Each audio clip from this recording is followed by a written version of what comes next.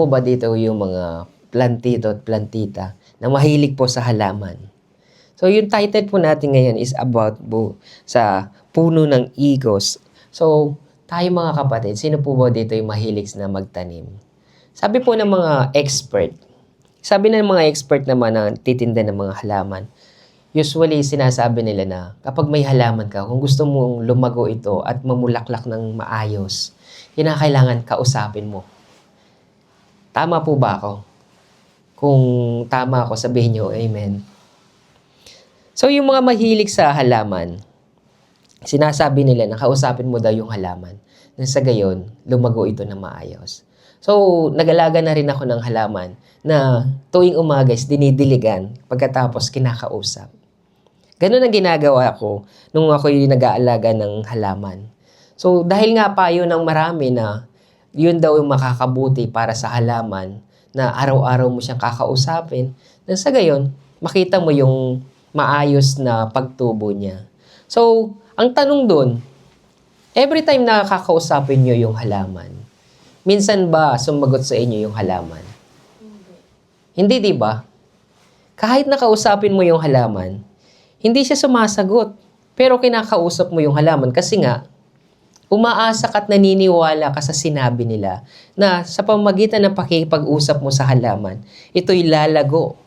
Tutubo siya ng maayos. Kumbaga, inaalagaan mo siya, ikaw mismo tagapag-alaga. Ikaw yung nagpo-provide ng lahat ng pangangailangan niya. Pero hindi lang yun. Hindi lang sa mga gawa, kundi kinakausap mo rin siya, nagkakaroon ka na ng commitment sa halaman na iyon. So, sa loob ng mahabang panahon na pakikipag-usap mo sa halaman, ni minsan hindi natin narinig na tumugon yung halaman, di po ba? Kahit isang tunog, kahit anong sounds, wala tayong maririnig. Di po ba? So, sa iyon ang payo ng marami. Pero kung minsan, kahit na kinakausap mo yung halaman, may time pa rin na mamamatay yung halaman. May mga time na kung saan magiging successful, pero may time na hindi nagiging successful yung ginagawa mo na pakikipag-usap. Kahit kausapin mo, dumarating pa rin sa point na namamatay pa rin yung halaman. Pero sinasabi ko po sa inyo, sa palagay nyo ba, kung ang halaman ay hindi nagsasalita,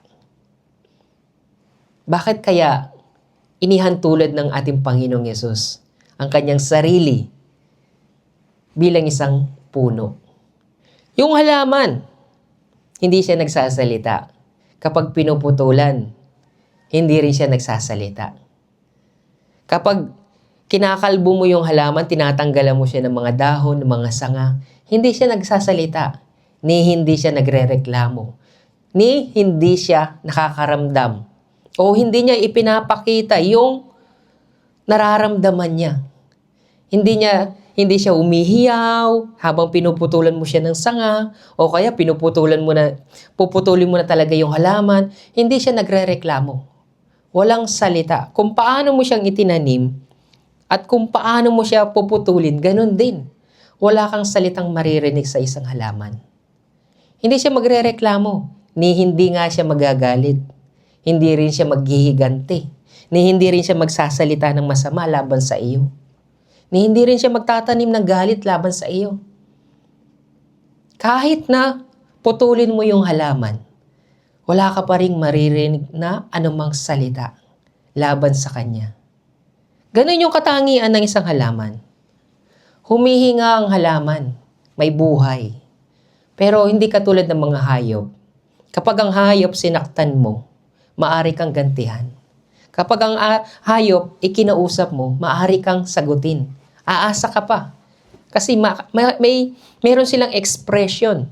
Kapag sinaktan mo sila, pinalo mo sila, hihiyaw sila. Maririnig mo yung iyak nila, makikita mo, at mararamdaman mo yun. Kasi nga nasasaktan sila. Pag kinausap mo sila, may possible na sumagot din po sila. Pero yung halaman, nananatiling tahimik kahit na anong sabihin mo sa kanya, kahit na anong gawin mo sa kanya. Sino po nakaranas dito na yung halaman, inukitan ng pangalan, yung puso, tapos yung Yung acronym ng pangalan mo tapos yung crush mo. Di po ba? Ganun yung ginagawa natin ng bata tayo. Yung halaman, inuukita na. Pero hindi nagre-reklamo yung puno. Patuloy pa rin na nabubuhay ang puno na walang salita. Pero nabubuhay siya na may hininga, katulad ng mga hayop, katulad ng tao. Lahat is pare-parehas, pero ang pinagkaiba ng halaman, wala siyang boses. Hindi siya nagsasalita. Pero bakit kaya? Bakit inihantulad ng Panginoong Yesus yung sarili niya sa halaman at maging tayo man ay inihantulad ng ating Panginoong Yesus sa halaman? Bakit hindi na lang ginawang katulad ng sa Daniel na leon, yung ano pang mga malalakas na yung bear? Bakit hindi na lang niya inihantulad sa ibang hayop? Bakit sa halaman pa kaya?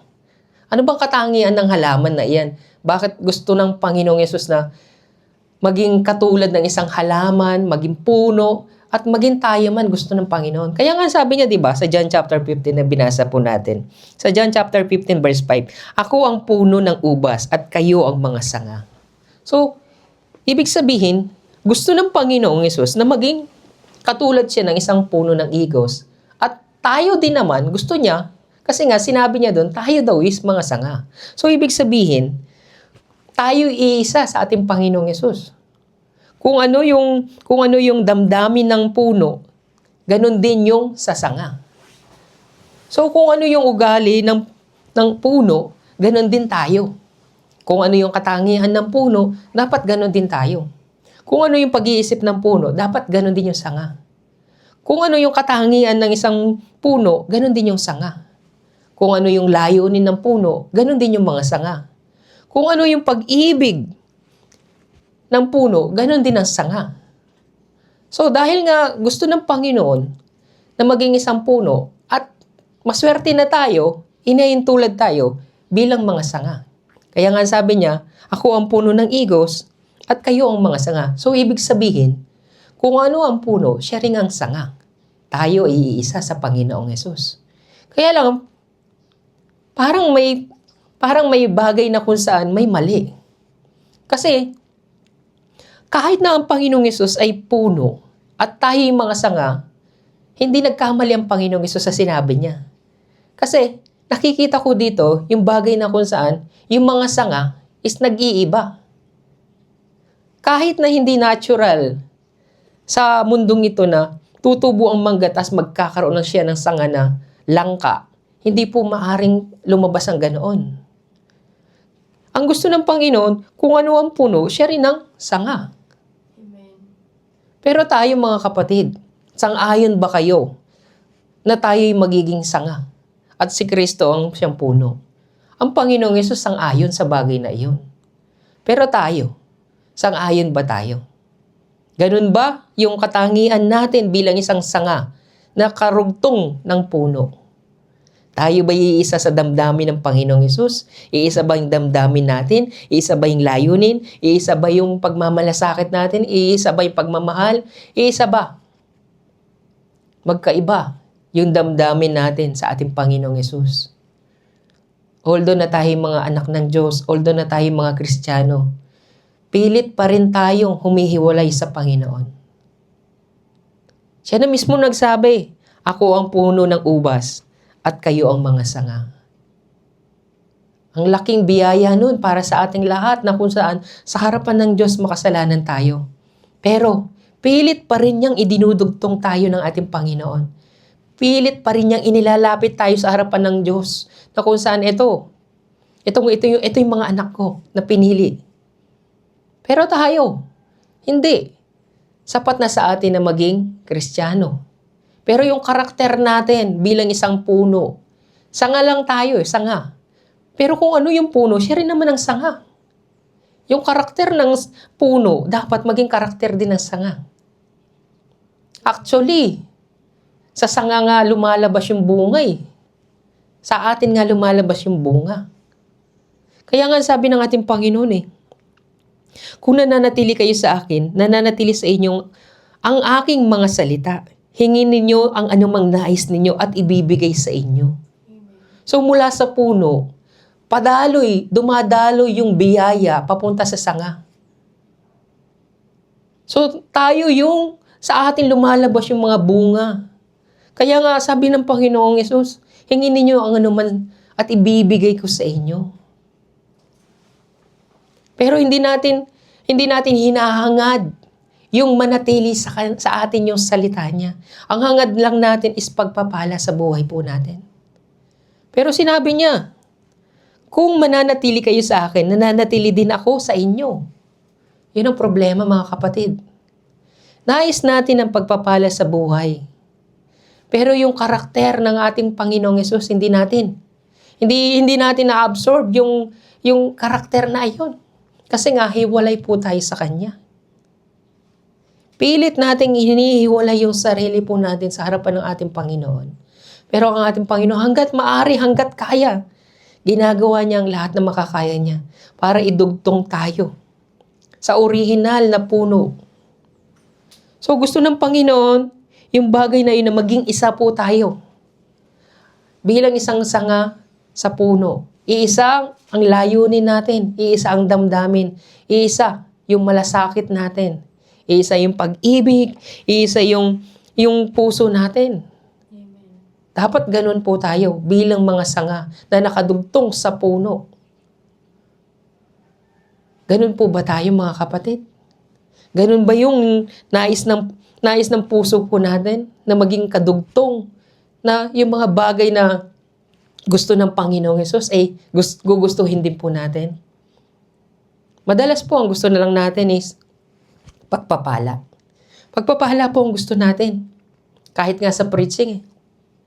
Gusto na marami preaching na about sa pagpapala.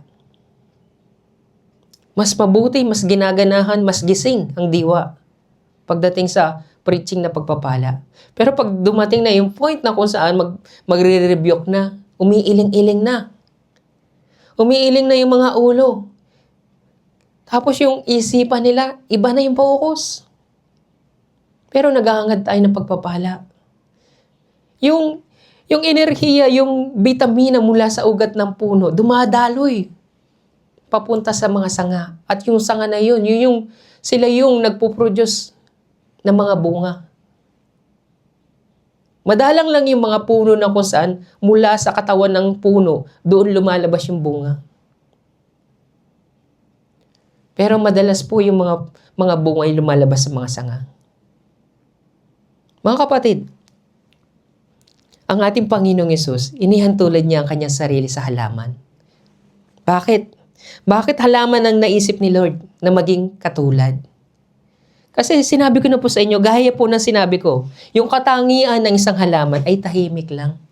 Hindi siya nagsasalita. Di katulad ng mga hayop. Ang mga hayop, sabi nga niya sa Biblia, di ba, huwag kayong maging asal hayop.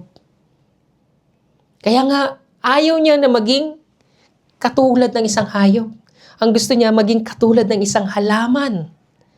Maging isang puno na nakatayo. Yun ang gusto niya. At yun din ang gusto niya para sa atin lahat. Bilang mga sanga. So, yung halaman, hindi nagre-reklamo. Kasi nga, hindi siya makakapagsalita. Pero, nilikha tayo ng Panginoon na may bibig. Pero ginagamit po natin yan para magreklamo. Hindi para gamitin sa pagpupuri, pagpaparangal, pagtetestimony para sa Panginoon. Hindi natin nagagamit ng tama. Kaya nga sinabi niya, kayo'y mga puno eh. Kayo ay mga sanga. Ako ang puno, kayo ang mga sanga. Pero bakit magkaiba? Magkaiba yung lumalabas. Mangga ang puno. Pero bakit iba yung bunga? Same naman ang sanga, pero iba yung bunga. Mga kapatid, hindi po tama yung ganoon. Kaya nga dapat kung ano ang puno, siya rin ang sanga. Kung anong karakter ng puno, dapat yun ang magiging bunga. So tayo mga kapatid, sa palagay niyo ba, nagkamali ang Panginoong Yesus? Sa sinabi niyang, ako ang puno at kayo ang mga sanga. Nag-regret ba ang Panginoon? Hindi. Hindi nag-regret ang Panginoon. Bilang isang puno, gusto ng Panginoong Yesus na maunawaan natin mabuti, ito yung gusto ko dahil ito yung karakter ko. Hindi nagkamali ang Panginoong Yesus. Ano sabi niya sa Isaias? Chapter 53, 7 to 9. Isaiah 53, verse 7 to 9. Siya'y binugbog at pinahirapan, ngunit hindi kumibo kahit isang salita. Tulad ng tupang nakatakdang patayin, parang korderong hindi tumututol kahit nagupitin, at hindi umiimik kahit kaunti man. Nang siya'y hulihin at hatulan upang mamatay, wala man lamang nagtanggol sa kanyang kalagayan. Siya ay pinatay dahil sa sala ng sangkatauhan. Siya ay inilibing na kasama ng masama at mayayaman, kahit na siya'y walang kasalanan o nagsabi man ng kasinungalingan. Biruin niyo, namatay siya para sa atin na mga makasalanan. Pero ni isang salita, hindi kumibo ang Panginoon. Tayo, kapag sinaktan tayo o pinagbantaan tayo na, o kaya sinabihan tayo kasalanan natin pero hindi naman natin ginawa, sigurado yung bibig natin magsasalita. Kapag minura tayo, sigurado magsasalita at magagalit tayo. Pero ang Panginoong Yesus, nanatili siyang tahimik. Kahit na siya'y patayin, kahit na siya'y gupitin, kahit na siya'y bugbugin, hindi nagsalita ang Panginoon. Kasi nga, pinanatili niya yung salita niya na ako isang puno na hindi magsasalita. Hindi ako magrereklamo kahit na ako'y gupitin, kahit na ako'y putulin. Hindi ako magsasalita. Hindi ako maghihigante. Hindi ako magmumura. Hindi ako magagalit. Ako isang puno ng igos. Nung ipako sa krus ang ating Panginoon, sinumpa niya ba yung mga tao? Hindi. Bagkus sinabi ng Panginoong Yesus sa kanila, Ama, huwag mo silang parusahan sa kanilang mga kasalanan dahil hindi nila naunawaan ang kanilang ginagawa. Pinagpala pa sila. Walang sinabi ang Panginoong Yesus laban sa mga tao. Kaya nga nanatili siya sa kanyang salita. Kung ano ang kanyang salita, mananatili yun. Ako isang puno ng igos at kayo ang mga sanga. Pero bakit iba ang bunga? Magkaiba ang bunga. Mga kapatid, nang dakpin ng ating Panginoong Yesus nung gabi na iyon, doon nag-umpisa yung pananakit sa kanya ng mga kawal. Nung sinampal siya, may narinig ba tayong salita sa kanya? Wala. Walang salita. Hinayaan niya lang na sampalin siya. Nung suntukin siya, nung kinover yung ulo niya, tinanong pa nga siya ng kawal, hulaan mo kung sino sumuntok sa'yo, sumampal sa'yo. Hinayaan niya lang yun. Sinalo niya yung mga suntok na mga kawal. Hinayaan ng Panginoong Yesus na gawin sa kanya lahat ng gusto ng mga kawal sa kanya. Nung ilagay yung tinik na corona sa kanya, wala. Sa Passion of Christ, hinampas pa nga siya sa ulo. Diniin pa yung tinik sa ulo niya. Pero wala siyang kibo. Hindi siya nagsalita. Nung ipako siya sa krus, nung latahin siya, hagupitin siya na may talim. Nakita naman ninyo sa Passion of Christ kung paano latahin yung kanyang tagiliran, yung buong likuran niya na may talim. Pero walang kibo ang Panginoon. Makikita mo lang sa kanya na nasasaktan siya habang nilalatay siya, habang nasusugatan ng kanyang katawan. Pero walang ni isa mang sumpa na narinig natin na lumabas sa bibig ng ating Panginoong Yesus.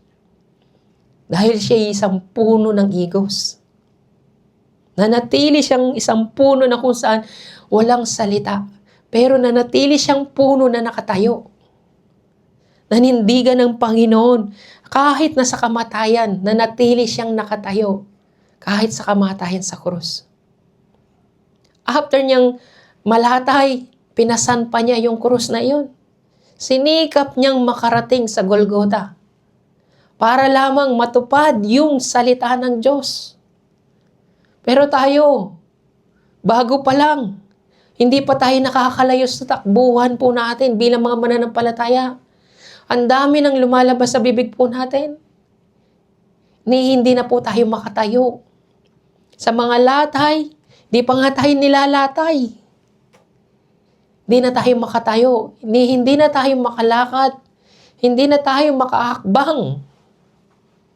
Ang dami na nating pagmumura, ang dami na nating panunumbat, ang dami na nating sumpa na ginagawa sa harapan ng Diyos. Totoo ka bang Diyos? Buhay ka bang Diyos? Asan ka? Kung totoo ka, magpakita ka, gumawa ka ng mga bagay na kung totoo ka, sige, ibigay mo nga, patunayan mo. Ang dami na nating salita. Totoo ba tayong mga sanga? Bakit ganun ang bunga natin? Kung tayo'y nakadugtong sa puno ng igos, bakit iba ang bunga? Bakit iba ang bunga na lumalabas sa atin ngayon? Kapatid, isipin ninyo. Napakalaking pagkakataon na ibinigay sa atin ng Panginoong Yesus na maging parte ng puno. Tayo makasalanan. Ngunit, ginawa ng Panginoon na maging sanga tayo. So tayo mga kapatid, ganun ba tayo? Kung ano ang puno, siya rin ang sanga? Masasabi kong hindi. Hindi tayo katulad ng isang puno na kung saan binigyan tayo ng bibig, nakakapagmura, nakakapagsalita ng masama, nakakapanumbat sa Diyos. Imbis na gamitin natin yung bibig natin sa pagpupuri, pagpapasalamat, pagtetestimony, pananalangin, pagre-repent, pero ang ginagawa natin, iba ang bunga na lumalabas sa bibig po natin, mga kapatid. Sabi ng title natin, nadalisay na tayo ng kanyang mga salita. Kung dinalisay na pala tayo ng kanyang salita, bakit iba ang karakter na lumalabas sa buhay natin? Bakit iba? Magkaiba yung puno at magkaiba rin ang sanga. Sa panahong ito, nagagawa na po nila yung ganyang bagay. Magkaiba ang puno at magkaiba rin ang sanga. Nagagawa na po nila sa panahong ito, pero sa ating buhay espiritual, hindi po dapat ganoon. Tayong mga anak ng Diyos, hindi mga ampon. Tayong lahat ay pinili na ng Panginoon. Hindi tayo mga anak sa labas. Kaya nga ang pagpapala ibinigay kay Isaac. Dahil yun ang pangako. Tayong lahat ay pinangakuan. Lahat tayo is pinangakuan ng ating Panginoon. Ito yung ating Panginoong Jesucristo. Lahat tayo dumanas at naranasan natin ang kagandahang loob ng Diyos. Yung kapatawaran ng ating mga kasalanan. So naranasan natin ang mga bagay na iyon sa pamagitan ng kamatayan ng ating Panginoong Jesucristo sa krus. So tayong lahat pinatawad sa ating mga kasalanan. Kaya nga, ang ating Panginoong Yesus ay naging matatag hanggang wakas. Kasi nga, gusto niyang manatiling isang puno na kahit anumang bagyong dumating sa buhay niya, kahit anumang sakit na dumating sa kanya, mananatili akong nakatayo. Hindi ako magsasalita. Tayo mga kapatid, never po ba kayong nanumbat sa Diyos? Never po ba kayong nagsalita ng masama laban sa Diyos? Never ba kayong nag-question sa kakayahan ng Diyos? Never ba kayong nagsalita laban sa kanyang mga pangako? Di ba sabi mo ganito? Di ba sabi mo ganito? Lahat tayo nakapagsalita ng masama laban sa Diyos. Lahat tayo nagpakita ng masama laban sa Diyos. Pero dapat hindi ganun ang bunga. Hindi ganun ang bunga. Kaya nga gusto ng Panginoon patunayan sa atin lahat. Siya ang puno ng igos at tayo yung mga sanga. Gusto ng Panginoon na makita natin ang ganoon. Huwag nating isarado ang ating mga mata. Huwag nating isarado yung mga puso po natin, mga kapatid. Dahil, kaya nga nung gabi na dakpin ng ating Panginoon doon sa Getsemani, alam niyo po yung naramdaman ng ating Panginoong Yesus? Kabigatan sa puso niya. Sobrang nabibigatan siya. Alam niya kung anong mangyayari sa kanya yung araw na iyon. At alam niya kung ano yung hirap na daranasin niya ng gabi na iyon. Kaya nga, nung nanalangin siya, imbis na iligtas, sinabi ng ating Panginoong Yesus, mangyari nawa ang iyong kalooban, hindi ang aking kalooban. Pero every time po na daranas tayo ng mga pagsubok, ginagamit natin yung bibig natin. Hindi natin ginagamit yung bibig natin para sabihin katulad ng Panginoong Yesus na mangyari nawa ang iyong kalooban, hindi ang aking kalooban. Pero hindi ganoon ang lumalabas sa bibig po natin.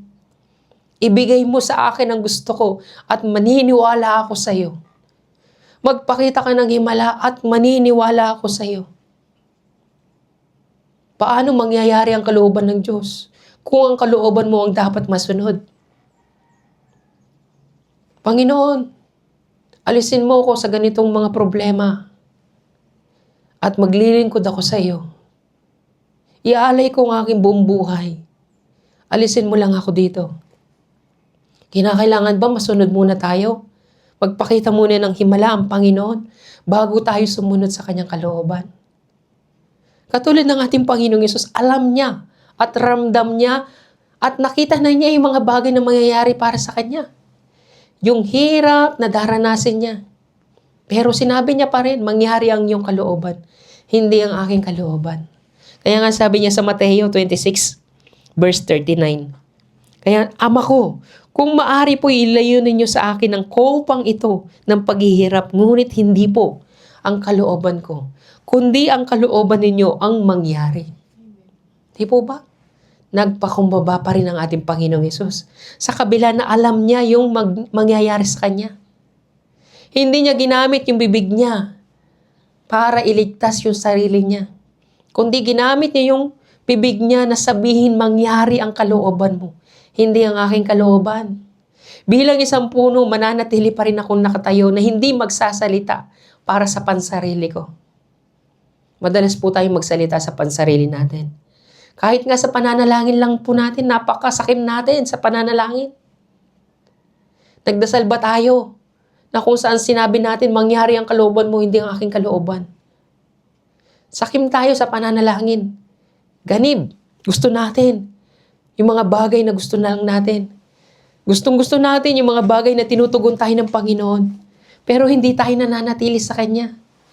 Binanggit na niya, di ba? Kung nananatili kayo sa akin, hilingin niyo ang anuman nais ninyo at ibibigay ko sa inyo. Ang problema, hindi tayo nananatili sa Kanya. Nananatili tayo asa bilang sanga. Pero yung bunga naman natin is magkaiba. Iba ang lumalabas sa bunga. Hindi akma sa puno yung bunga po natin.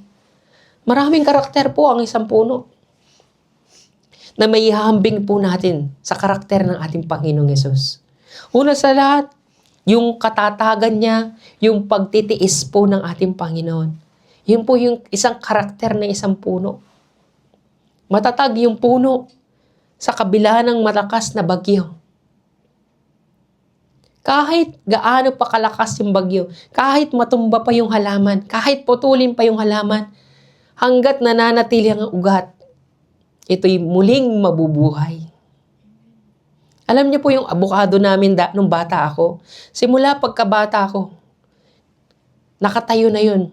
Nung pagdating ko ng 21 years old, pinutol yun. Pero kahit na pinutol po yung abukado, simula pagkabata ko, nakita ko pa rin, umusbong pa rin yung puno. Kasi nandun yung ugat, hindi inalis yung ugat. Yung puno na yan, kahit matumba pa yan sa malakas na bagyo, muling tutubo at magkakaroon ng buhay. At yung mga bunga na nalaglag sa lupa, na tinangay ng malakas na tubig, ito'y magbibigay din ng panibagong buhay. Ang ibig ko po sabihin, ang puno ay nananatiling buhay. Katulad ng ating Panginoong Jesucristo, ito'y nananatiling buhay magpakailanman. Patuloy ang buhay ng puno. Kahit mamatay ang puno, yung mga bunga na nalaglag, na tinangay ng malakas na alon, ng tubig, ito'y magbibigay pa rin ng bagong buhay. Walang kamatayan, walang katapusan ang buhay ng ating Panginoong Jesucristo. Kaya nga puno ang pinili niya. Gusto niyang ipakita na kung saan ang puno kahit matumba sa kabila ng malakas na bagyo, nananatili pa rin siyang nagtitiis. Nananatili pa rin siya sa katatagan niya bilang isang puno. Tayo mga kapatid, bagyo. Nakahanda ba kayo sa mga bagyong darating sa buhay po natin? Nakahanda ba kayong manatiling matatag na nakatayo? Matatag ba tayo sa mga pagsubok po natin? Baka isang pagsubok pa lang, bumibigay na po tayo. Isipin po natin mga kapatid, yung mga pagsubok natin, napagtagumpay na po ba natin? O baka na-stuck na kayo dyan? Baka kayo na mismo humukay. Humukay kayo mula sa lupa. Yan ang sinasabi ng Panginoong Hesus na hindi mapapahaba yung alalahanin ninyo, yung buhay ninyo. Dahil na-stuck kayo sa mga problema ninyo, parang humuhukay na kayo sa lupa na hindi na kayo makaalis. Kayo mismo, hinuhukay ninyo yung libingan ninyo. Mga kapatid, yung mga pagsubok po natin, nakatayo pa po ba tayo? Matatag pa po ba tayo? Katulad ng ating Panginoong Hesus. Kung gaano siya nagtiis bilang isang puno, yung katatagan niya, ang sabi niya sa Hebreo chapter 5, verse 7 to 8. Noong si Jesus ay namumuhay pa rito sa lupa, siya'y nanalangin at lumuluhang nakikiusap sa Diyos na makakapagligtas sa kanya sa kamatayan. At dininig siya ng Diyos dahil lubusan siyang nagpakumbaba. Kahit na siya'y anak ng Diyos, sinabi niya, kahit siya'y anak ng Diyos, natutunan niya ang tunay na kahulugan ng pagsunod sa pamamagitan ng pagtitiis. Una sa lahat, nagpakumbaba ang Panginoong Hesus. At pagkatapos, nandun yung pagsunod. Yung pagsunod niya sa utos ng Diyos, nagtiis siya. Kaya nga, nagtiis ng hirap ang ating Panginoong Jesucristo para lamang masunod niya yung kalooban ng Ama. Kahit siya'y anak ng Diyos, natutunan niya ang tunay na kahulugan ng pagsunod. Sa paanong paraan? Sa pamagitan daw ng pagtitiis. Una sa lahat, nagpakumbaba muna siya bago niya sinunod yung kalooban ng Ama. Nagpakumbaba muna siya bago siya nagtiis. Hindi tayo nagpapakumbaba. Una pa lang, sa umpisa pa lang, nagrereklamo na tayo. Paano pa natin masasabing susunod tayo sa kalooban ng Ama? Unang pa lang, sa umpisa pa lang, nagrereklamo na tayo. Paano tayo makakapagtiis kung sa umpisa pa lang? Nagdarasal ka na, Lord, hindi ko kaya itong bagay na ito. Hindi ko kaya pagsubok na ito. Napakabigat naman. Ba't ganito ang binibigay mo? Bakit mo ko pinabayaan? Sa umpisa pa lang, hindi na tayo makitaan ng pagiging humble, kundi reklamador. Nagre-reklamo na tayo agad. Yung anak nga ng Diyos, natutunan niya daw kung paano sumunod sa pamagitan ng pagtitiis. Hindi po tayo matiisin bilang isang mga puno o sanga. Namumuhay tayo bilang sagana sa bunga. Pero hindi tayo nagbubunga. Iba yung bunga na lumalabas po sa atin. Hindi yung ini-expect ng puno. Kung ang puno ay mangga, dapat mangga ang lalabas na bunga. Pero bakit magkaiba ang bunga na lumalabas sa atin? Kasi nga hindi po tayo mapagpakumbaba. Hindi rin tayo sumusunod. At hindi rin po tayo matiisin. So tayo mga kapatid, kaya nga sabi ng ating Panginoong Hesus sinabi niya dito sa John chapter 16 verse 33, sinabi ko ito sa inyo upang kayo magkaroon ng kapayapaan sa pakikipag-isa sa akin. Magdaranas kayo ng kapighatian sa mundong ito, ngunit tibayin ninyo ang inyong loob. Napagtagumpayan ko na ang sanlibutan. Kung ang puno pala napagtagumpayan na niya, sigurado yung sanga mapapagtagumpayan niya rin. Amen. Di po ba? Amen po ba? Amen. Kung ang puno napagtagumpayan pala yung sanlibutan, sigurado, panigurado na ang sangang walang ugat, na nakadugtong lang sa puno, na umaasa sa bitamina mula sa ugat, ay magtatagumpay din. Di po ba tama? Pero bakit hindi tayo nagtatagumpay? Kasi nga, mula sa atin, humihiwalay tayo sa puno. Sabi niya, di ba? Tibayin ninyo ang inyong loob. Kasi nga, alam ng Panginoon na magdaranas daw tayo ng kapighatian. Kaya nga nagkatawang taong Panginoong Yesus para ipakita sa atin, wala na kayong irereklamo sa akin. Bilang isang anak ng Diyos, maging ako man, sinikap kong maranasan yung mga bagay na nararanasan ninyo. Mas higit pa doon ang naranasan ng ating Panginoon. Pero ayaw nating danasin yung mga bagay na paghihirap. Ang gusto lang natin is magkaroon ng buhay na walang hanggan. Higit sa lahat, habang nabubuhay po tayo sa mundong ito, ang pinapahalagan natin ay yung pagpapala. Ganun ba ang bunga na ninanais ng Panginoon para sa atin? Ang gustong bunga ng ating Panginoon ay yung matuto tayong magtiis. Matuto tayong magkaroon ng isang layunin, isang puso na may pag-ibig, isang damdamin na kung saan mabuti sa iyong kapwa, isang damdamin na kung saan hindi ka mareklamo, may pag-ibig sa Diyos. Kung paano ang ating Panginoong Yesus na tumayo bilang isang puno ng igos sa kabila ng mga bagyo, sa kabila ng mga pagsubok, maging tayo man, manatili tayong nakatayo.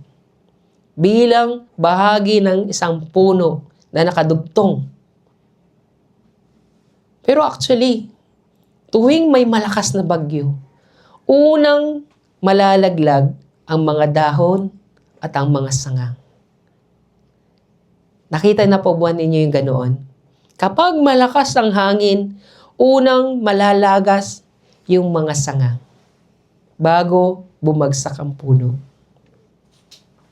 Mga sanga at dahon munang malalaglag. Pati bunga malalaglag. Bakit yung puno nananatili? Dahil may ugat. Bakit yung sanga unang malalaglag? Dahil nakadikit lang siya sa puno.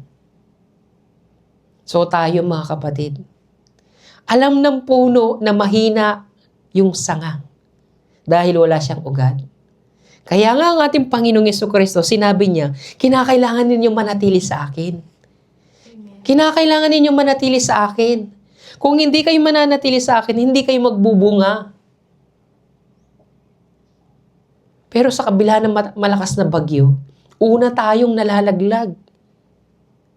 Unang humihiwalay ang sanga. Kasi nga, mahina tayo pagdating sa mga pagsubok, mga kapatid. Napakahina natin pagdating sa mga pagsubok. Kaya nga, ang tendency, yung mga sangang nalaglag na yun, yung mga dahon na nalaglag na yun, pagkatapos ng bagyo, anong gagawin? Susunugin na lamang. Kaya nga yan ang sabi ng Panginoon eh. Sabi niya, ako ang puno ng igos at kayo ang mga sanga. Ang nananatili sa akin ay nagbubunga ng sagana sapagkat wala kayong magagawa kung kayo hiwalay sa akin. At hindi nananatili sa akin ay matutuyo at itatapon gaya ng sanga. Ang ganung mga sanga ay tinitipon, inihahagis sa apoy at sinusunog. Yun po ang impyerno. So tayo bilang mga sanga na humiwalay at nahulog na, nalaglag na, nalayo na sa puno, matutuyo na po tayo. Kaya nga kung kayo po mga kapatid, kung kayo'y nanlalamig, kung kayo'y hindi na nagsisimba, naku, huwag niyo pong hintayin na matuyo kayo. Katulad ng isang dahon. Sikapin ninyong makabalik. Amen. Huwag niyong sabihin may panahon. Darating ang panahon, darating ang panahon. May panahon para sa tagtuyo. Subukin ninyong kumuha ng dahon. Panatilihin yung itago ang dahon. Tignan niyo kung ilang araw bago siya matuyo. Ilang araw bago siya mamatay. Ganon din ang buhay sa pananampalataya. Kung malayo kayo sa Panginoon, hindi na kayo nagsisimba, wala na ang lahat ng mga ginagawa niyong pang-espiritual, matakot na kayo. Dahil unti-unti, buhay ang inyong katawan, pero ang espiritual, unti-unting natutuyo at namamatay. Hanggang sa hindi mo na maramdaman sa puso mo, sa pagbabalik mo tuyo na. Hindi na maire-revive pa. Huwag niyong hangarin ang ganoong bagay na kayo ay matutuyo at itatapon na lang at susunugin sa apoy ng impyerno. Hanggat buhay kayo mga kapatid, hanggat may pagkakataon, lumapit kayo sa Panginoon. Manatili kayo sa tabi ng ating Panginoon. Manatili kayo bilang mga sanga. Gamitin niyo yung sinabi ng Panginoon na gamitin niyo yung karapatan na ibinagkaloob sa inyo ng Panginoon. Ako isang sanga, nakadugtong sa puno na hindi pwede malaglag, hindi pwedeng humiwalay sa isang puno. Ang Panginoon gusto niya na maitama tayo yung mga bunga natin. Nais ng Panginoon na lumabas yung tunay na bunga. Gusto ng Panginoon na maging matatag ka sa pananampalataya. Sa lahat ng mga pagsubok na darating sa buhay po natin, maging matatag po tayo. Ang dami pang katangian ng isang halaman. Isang bagay pa na katangian ng isang halaman, alam niyo po kung ano? Na kung anong karakter ng Panginoon? Pag-ibig. Paano natin masasabi yung pag-ibig na may karakter ang isang halaman ng pag-ibig? Alam niyo po yung halaman? Nagbibigay po yan ng silong. Nagbibigay din yan ng tahanan para sa mga ibon. Nagbibigay ito ng tahanan para sa mga hayop. Nagbibigay din siya ng pagkain para sa mga hayop. Hindi lang sa hayop, kundi sa mga tao din naman. Alam nyo, saan doon yung pag-ibig na iyon? Yung bagay na hindi siya nagsasalita. Kumukuha ka ng bunga ng halaman na hindi ka nagsasalita sa halaman. Pwede ba akong kumuha? Natural, pwede kang kumuha ng bunga ko. Hindi ako makakapagsalita. Kumuha ka hanggat kaya mo. Pwede ba akong makitira sa mga sanga mo? Natural, pwede kang makitira sa aking mga sanga. Hanggat maaari, tumira ka kasama ng iyong mga anak. Di po ba ang halaman hindi nagsasalita? Yun po ang tawag doon, unconditional love. Amen. Hindi nagsasalita, nagbibigay lang ang halaman. Pinapakain tayo sa pamagitan ng kanyang mga bunga. Binibigyan niya ng tahanan ng mga ibon. Nagagamit natin ang mga sanga ng puno. Pero continuously nagbibigay ang halaman sa atin. Nagbibigay ito kapag mainit yung araw. Nagbibigay ito ng silong sa atin. Sa pamagitan ng mga dahon niya, umiihip ang hangin. Unconditional love ang tawag doon. Kaya nga yung karakter ng ating Panginoong Yesus, unconditional love. Hindi nagsasalita, pero nagbibigay ng pagmamahal para sa atin. Naglilingkod siya ng walang sumbat. Hindi siya nanunumbat. Pinakain kita ng mga bunga ko, pinatira kita sa mga sanga ko. Hindi ganun ang Panginoon. Continuously. Pero tayo, abuso po tayo. Abuso tayo sa pag-ibig ng Diyos. Dahil nga unconditional love, inaabuso po natin yun. Yun po ang isang karakter ng isang puno. Unconditional love na hindi nagsasalita, hindi nanunumbat. Pero meron po ba tayong ganoon na karakter ng isang puno? Yung unconditional love, wala. Yung galit po natin, ang tagal na hindi pa natin pinapatawad yung tao. Baka malapit na po siya mamatay. Hindi mo po siya naisipang patawarin.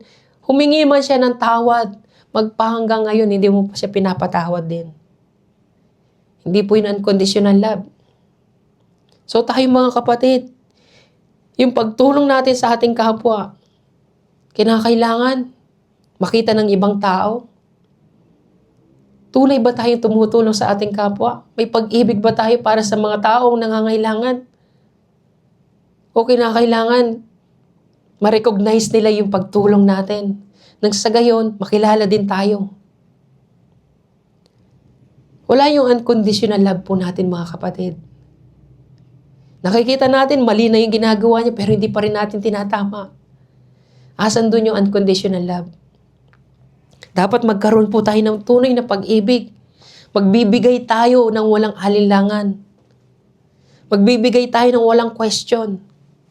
Magbigay ka sa iyong kapwa. Magbigay ka sa Panginoon ng walang alinlangan. Amen. Nakakapagbigay pa po ba tayo sa ating Panginoon? Yung pag-ibig mo sa pagbibigay sa Panginoon, unconditional love ba? O kinakailangan may condition po tayo? Yung paglilingkod mo, unconditional love ba o kinakailangan may condition? Hindi po tayo katulad ng isang puno. Katulad ng isang puno, unconditional love lagi. Kunin mo yung sanga, gagamitin ko saglit lang. Wala akong panggatong. Puputulin mo yung sanga para may panggatong ka. Yung iba nga ginagawa, uling. Unconditional love. Mula sa puno hanggang sa kamatayan ng puno, pakinabang pa rin naman. Kaya nga sabi ni Apostol Paul, mamatay o mabuhay ay pakinabang. Amen. Pero tayo, mamatay o mabuhay, tayo ang nakikinabang. Hindi ang Panginoon nakikinabang, kundi tayo mismo lagi gusto natin makinabang. So tayo mga kapatid, kaya nga ang conditional love na ginagawa ng Panginoon, pinatunayan niya yan. Sa John 3:16, alam na ninyo to. Sapagkat gayon na lamang ang pag-ibig ng Diyos sa sangkatauhan, kaya't ibinigay niya ang kanyang kaisa-isang anak bilang Diyos. Anak ng Diyos na ibinigay ang buong buo, na walang alinlangan, upang ang sino man sumampalataya ay hindi mapahamak, kundi magkaroon ito ng buhay na walang hanggan. Ibinigay na nga niya ang kanyang anak, may pa-bonus pa. Buhay na walang hanggan pa. Kumbaga pumunta ka na sa handaan, may take out ka pa. Sobra-sobra na po yung binigay sa atin ng Panginoon. Pero hindi po natin nakikita yung ginagawa ni Lord para sa atin lahat. Madamot po tayo. Hindi lang tayo madamot sa tao, kundi sa Diyos pa. Ang damot natin sa Diyos. Madamot. Hindi tayo nagkakaroon ng unconditional love. May kondisyon lagi ang gusto po natin. So tayo mga kapatid, nung nagpapahayag ang ating Panginoong Yesus ng talinghaga, ang sabi niya, ang kaharian ng langit ay katulad ng buto ng mustasa. So andito pa rin yung sinasabi ng Panginoon na ako ang puno. Puno ako ng igos. Kaya nga inihantulad niya yung sarili niya na kung saan, sa talinghaga na kung saan, itong buto ng mustasang ito, kapag tumubo, ito'y tutubo ng malaki. At yung mga ibon, doon mamumugad. Ito pa rin ang Panginoong Yesus eh. Kaya nga sinabi niya, ang kaharian ng langit ay maitutulad sa buto ng mustasa. Sa Mateo chapter 3, verse 31 to 32. Isinalisay ni Jesus sa kanila ang isa pang talinghaga. Ang kaharian ng langit ay katulad ng isang buto ng mustasa na itinanim ng isang tao sa kanyang bukid. Ang buto ng mustasa ay pinakamaliit sa lahat ng binhi. Ngunit pagtubo nito, ito'y nagiging mas malaki kaysa alinmang halaman at nagiging punong kahoy, kaya nakakapagpugad ang mga ibon sa mga sanga nito. So, ang ating Panginoong Yesus, di po ba? Unconditional love. Pagkatubo pa lang, lumaki yung buto ng mustasa at ang mga ibon ay nakakapagpugad doon sa kanyang mga sanga. Yun ang kaharian ng langit. Pag-ibig ng Diyos sa bawat isa sa atin, ibinigay niya ang kanyang bugtong na anak. Nang sa gayon, makapamugad tayo sa lilim ng ating Panginoong Jesucristo. Siya mismo yung comforter po natin. Siya yung nagbibigay sa atin ng proteksyon, gumagabay. Nakakapamugad tayo sa presensya ng Diyos na kahit tayo'y mga makasalanan. Ganun yung kaharian ng langit na kung saan ipinapakita niya yung pag-ibig niya para sa atin. Pero tayo, malaya yung ibon na gumawa ng pugad. Malaya silang kumuha ng mga bunga na kumain para sila'y mabuhay. Yung mga ibon. Na kahit hindi nila hinihingi yung bagay na iyon, ibinibigay sa kanila ng puno. unconditional love. So tayo mga kapatid, hindi katulad ng tao. Ang halaman hindi nanunumbat. Hindi siya nanunumbat, hindi siya nagdadamot, hindi siya nagrereklamo, hindi man siya nagsasalita ng masama. Hindi siya yung gumaganti, hindi siya nagsasalita ng masama, o kaya hindi siya nagdadamot sa bawat isa sa atin. Ganon yung karakter ng isang halaman. Pero tayo bilang mga tao, kabaliktaran mga kapatid. Meron siyang unconditional love. Pero tayo, hindi natin ipinaparamdam sa ating Panginoon yung pagmamahal na yan. Yung tunay na pag-ibig na dapat sana, yun yung bunga mula sa puno. Magkaibang lumalabas. Meron siyang unconditional love. Tahimik siya pero pinaparamdam niya sa pamagitan ng mga gawa. Pero tayo, puro lang tayo salita, walang gawa. Puro tayo salita, walang gawa. Kaya nga sa 1 Thessalonica, chapter 5, verse 9 to 10. Hindi tayo pinili ng Diyos upang parusahan, kundi upang iligtas sa pamagitan ng ating Panginoong Yesukristo. Namatay siya para sa atin upang tayo'y mabuhay na kasama niya, maging buhay man tayo o patay sa kanyang muling pagparito. Namatay ang ating Panginoon. Ipinadama ng Diyos ang walang hanggang pag-ibig niya para sa atin. Ito'y sa pamagitan ng kanyang anak. Ito'y sa pamagitan ng kanyang anak, tinubos tayo sa ating mga kasalanan. Ang kanyang dugo na dumanak sa krus, ang ating Panginoong Yesukristo. Yun ang naglinis sa ating mga kasalanan. Ginawa yun ng Diyos na sa gayon, hindi lamang sa salita na may paparamdam niya ang kanyang pag-ibig, kundi may papakita niya ito sa pamagitan ng kanyang gawa. Kaya isinugo niya ang kanyang bugtong na anak. Nang sa gayon, makita nating lahat na talagang ang Diyos ay totoo at mahal talaga tayo. Pero tayo, nagagawa ba natin na sundin ang salita ng Panginoon? Nagagawa ba natin na maipakita yung tunay na pag-ibig natin? Hindi. Puro lang tayo salita. Magaling tayong magsalita.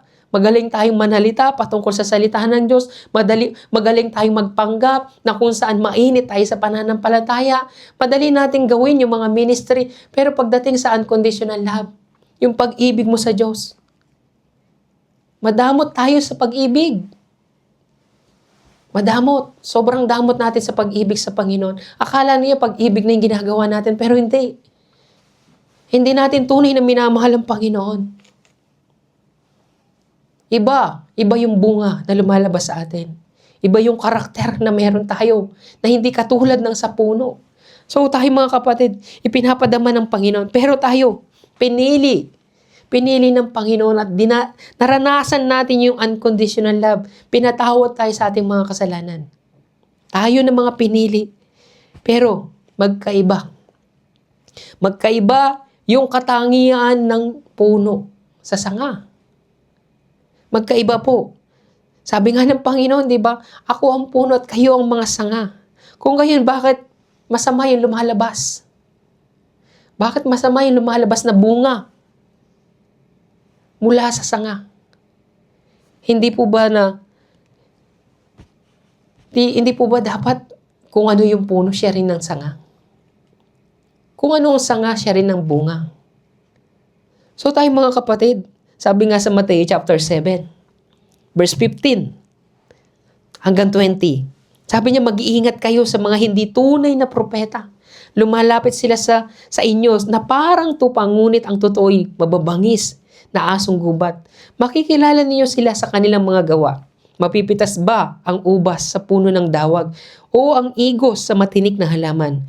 Mabuti ang bunga ng mabuting puno, subalit masama ang bunga ng masamang puno.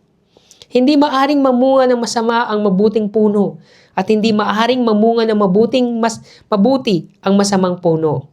Kaya't makikilala ninyo ang mga hindi tunay na propeta ayon sa kanilang mga gawa. Propeta po bang sinasabihan niya dito?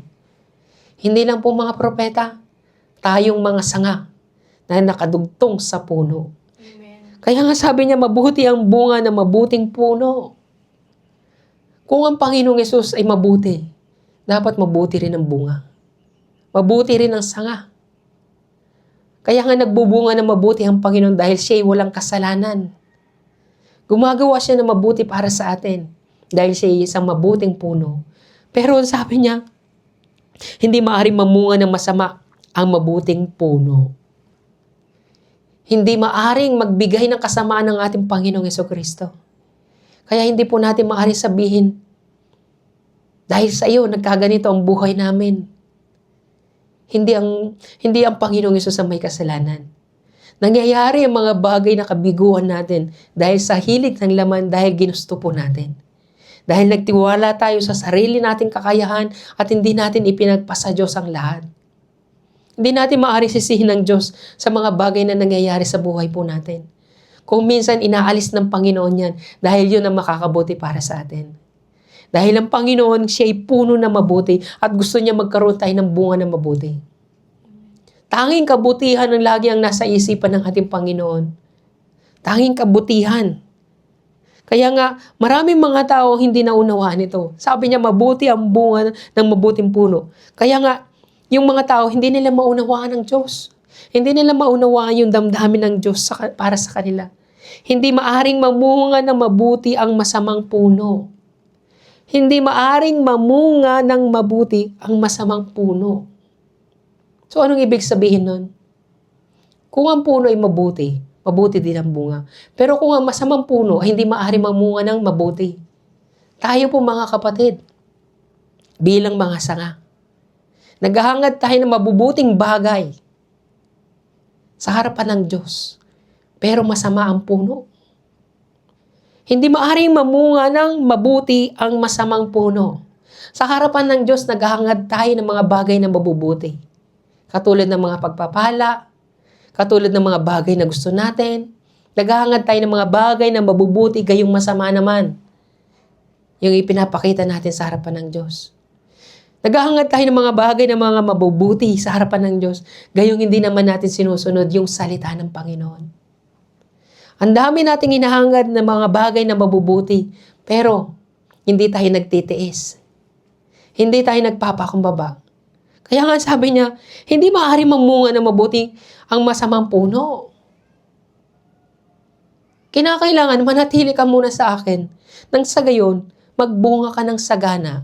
Lumabas yung tunay na bunga. Manatili ka sa akin at hilingin mo ang anumang nais mo at ibibigay ko sa iyo. Pero ang gusto natin, mabubuting bagay. Kahit na masama ang puno, gusto natin mabubuting bagay. So tayo mga kapatid, mabuti ang bunga ng mabuting puno. At si Kristo ang puno na yun. At tayo yung mga sanga. So tayo mga kapatid, nandito tayo hindi dahil mabuti tayo. Kundi nandito tayo kasi nais ng Panginoon na dalisayin tayo. Nais ng Panginoon na dalisayin tayo sa pamagitan ng kanyang mga salita. Yung bitamina mula sa ugat, padadaluin niya mula sa mga sanga. Gusto ng Panginoon na dalisahin tayo na sa gayon, yung dating masamang puno ay magiging mabuti. Kaya nga, lalabas doon ang mabuting bunga, ang mabuti ang bunga ng mabuting puno. So magiging mabuti na rin ang bunga. Kaya nga tayo nire-rebuke dito para ikaw ay maging ganap. Kasi nakita ng Panginoon na hindi ganap yung bunga. Magkaiba ang bunga, kaya nga tayo nire-rebuke ng ating Panginoon. Itinatama tayo. Nang sa gayon, sa pamagitan ng salita ng Diyos, yung salitang mabuti ang bunga is magkakaroon ito ng ganap. So, itinatama tayo ng Panginoon. Itinatama tayo sa pamagitan ng salita ng Diyos.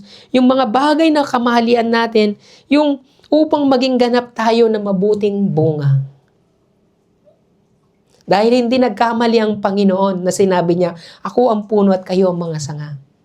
Hindi siya nagkamali na itinuring tayong mga anak ng Diyos. Kaya nga itinatama niya tayo nang sa gayon maging ganap tayo sa harapan ng ating Panginoon. Pero tayo, hindi masama ang Diyos. Hindi masama ang Diyos. Para sa atin ha? Para sa atin, hindi masama ang Diyos. Pero yung bunga na ginagawa po natin, masama. Nagagalit tayo. Huwag po natin ikagalit yung ginagawa sa atin ng Diyos. Huwag po natin ikagalit yung mga bagay na pagtatama sa atin ng Diyos. Dahil sinasabi niya, mabuti siyang Diyos. Mabuti siyang puno. Kinakailangan mabuti rin yung maging bunga. Kung masama tayo, ibig sabihin, nagpo-promote ang Diyos ng kasamaan. Hindi.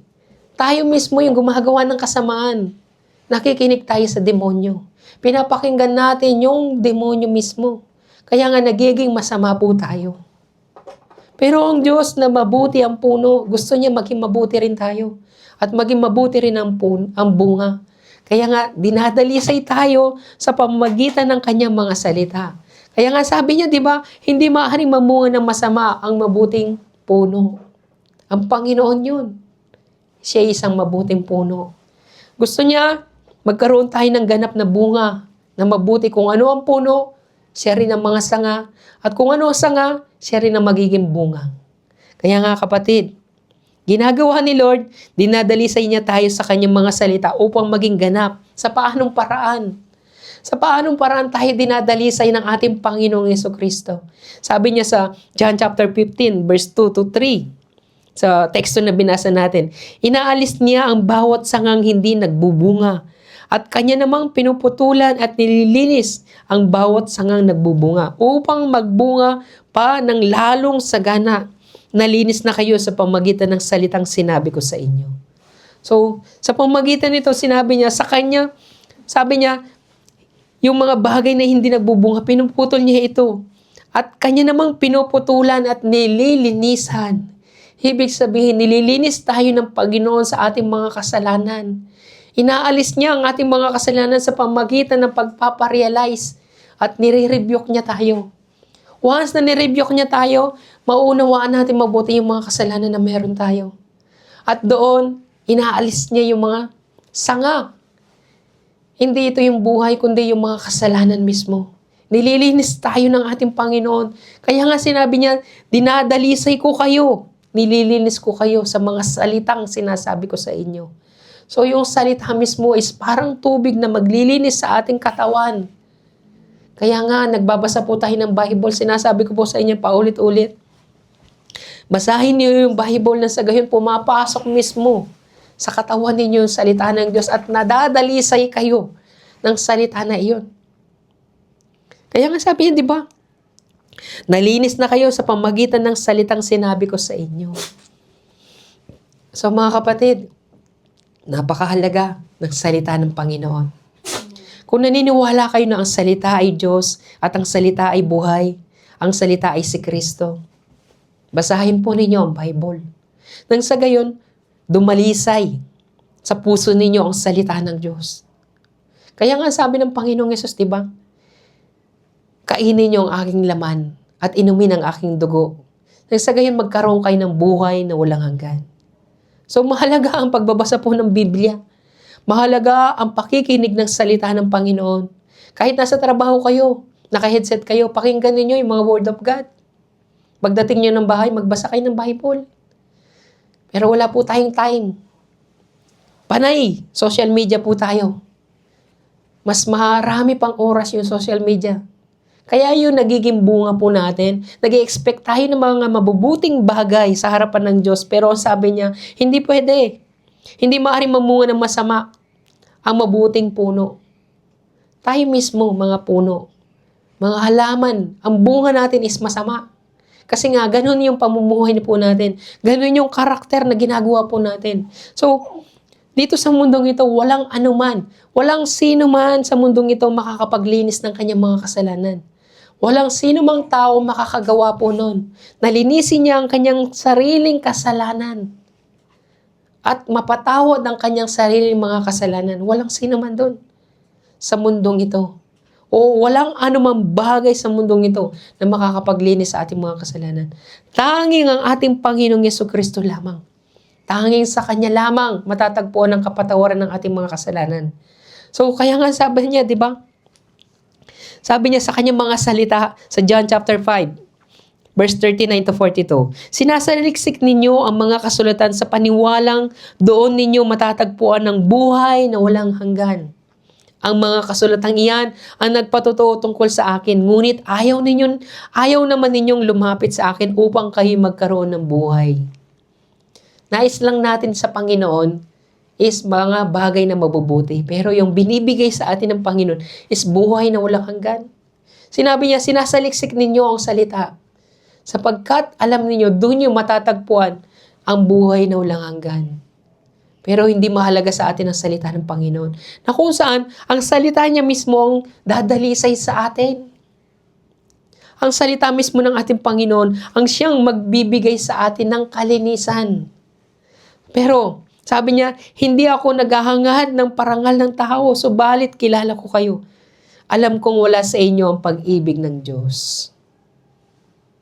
Malayo kasi tayo mga kapatid. Iba kasi yung bunga natin eh. Kaya nga sabi ng Panginoong Hesus sa John chapter 12 verse 48, may ibang hahatol sa mga ayaw tumanggap sa akin at sa aking mga salita. Ang salitang ipinapahayag ko ang hahatol sa kanila sa huling araw. So mga kapatid, every time na nare-rebuke kayo, every time na makakarinig kayo ng preaching, every time na sinasarado ninyo ang puso ninyo, kayo mismo hinahatulan ninyo ang sarili ninyo. Dahil yung salitang ipinapahayag sa inyo, ang siya ring salitang hahatol sa atin sa huling araw. Kaya nga sabi niya, di ba, ang salitang ipinahayag ko sa inyo, yung dadalisay sa inyo. Tapos hindi natin ina-accept yung salita ng Panginoon. Ito rin ang hahatol pala sa atin sa huling araw. Dahil ipinahayag na po sa atin ang salita ng Panginoon na kung saan magiging daan upang tayo magsisi sa ating mga kasalanan. Itong salitang ito, magiging daan upang tayo magsisi. Daan upang tayo mapatawad sa ating mga kasalanan. Pero hindi natin ginagawa, mga kapatid. Nire-reject natin ang salita ng ating Panginoon. Iisa lang ang layunin ng salita ng Diyos. Yung turuan tayong magkaroon ng takot sa Diyos. Ang layunin niya ay sa pamamagitan ng kanyang mga salita, turuan niya tayong lumakad ng tama sa pananampalataya. Sa harapan ng Diyos, ibig niya na dinadalisay niya tayo. Dinadalisay niya yung pagkatao natin. Dinadalisay niya yung puso natin sa pamamagitan ng pagsasabuhay natin sa salita ng ating Panginoon. Pero paano tayo madadalisay? Kung yung salita ng Panginoon hindi natin sinusunod. At yung pagsunod natin sa salita ng Diyos, ito'y magbubunga sa atin ng buhay na walang hanggan.